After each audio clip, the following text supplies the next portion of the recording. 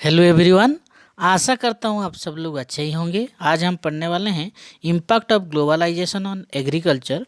This is the 10th part of class 10th geography, that is agriculture. इस chapter में हम लोग खास करके पढ़ेंगे ग्लोबलाइजेशन शुरू कहाँ से हुआ, ग्लोबलाइजेशन के कुछ डेफिनेशन के बारे में और ख़ास करके इसका पॉजिटिव एंड नेगेटिव इम्पैक्ट्स के बारे में। ग्लोबलाइजेशन से मतलब है interaction and interconnection between countries. जो कंट्रीज और कंट्रीज के बीच में इंटरेक्शन और इंटरकनेक्शन होता है उसी ग्लोबलाइजेशन का एक प्रोसेस है। लेकिन वो होता कैसा है आप लोगों को बता दूं।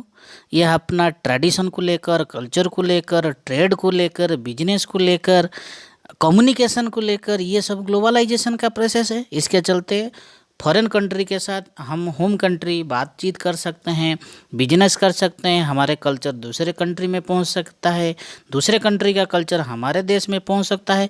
ये ग्लोबलाइजेशन का प्रोसेस है।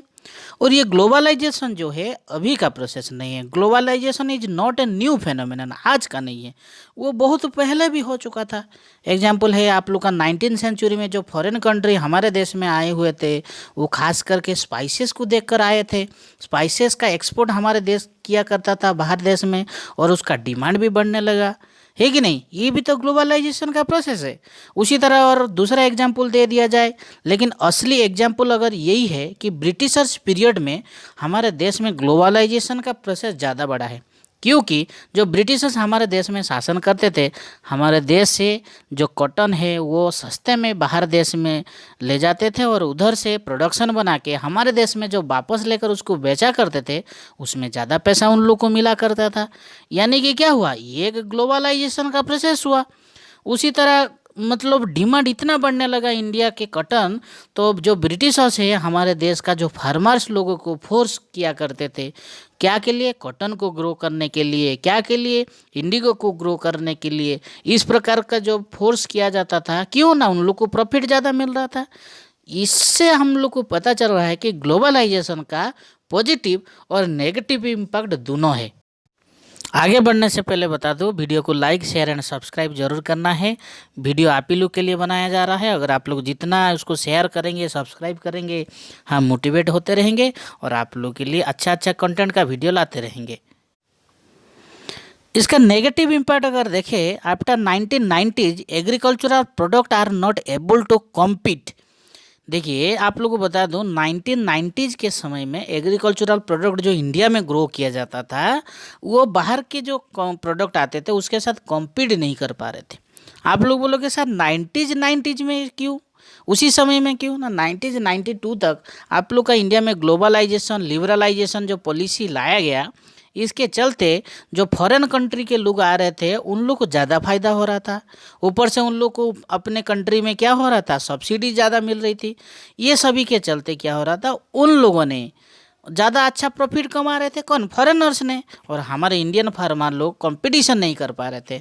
लेकिन खास करके कुछ कुछ चीज़ में भी कर पा रहे थे, जैसे कि rice, cotton, rubber, T, coffee, jute and spices. ये कुछ चीज़ को छोड़ के और दूसरे चीज़ में उन लोग कम्पीट नहीं कर पा रहे थे। कारण क्या है, हाईली सब्सिडी जो उन लोग को मिल रहा था, लेकिन इंडियन फार्मर लोग को उतना नहीं मिल रहा था। सिर्फ लिबरलाइजेशन पॉलिसी के माध्यम से, ग्लोबलाइजेशन पॉलिसी के माध्यम से, तो उसका प्रभाव तो इंडिया फार्मर लॉस हुआ। Due to less success of green revolution, Indian agricultural finds itself at a cross road. ये आप लोग को बता दूं, क्रॉस रोड तक आप लोग को एक सेकेंड पॉइंट है।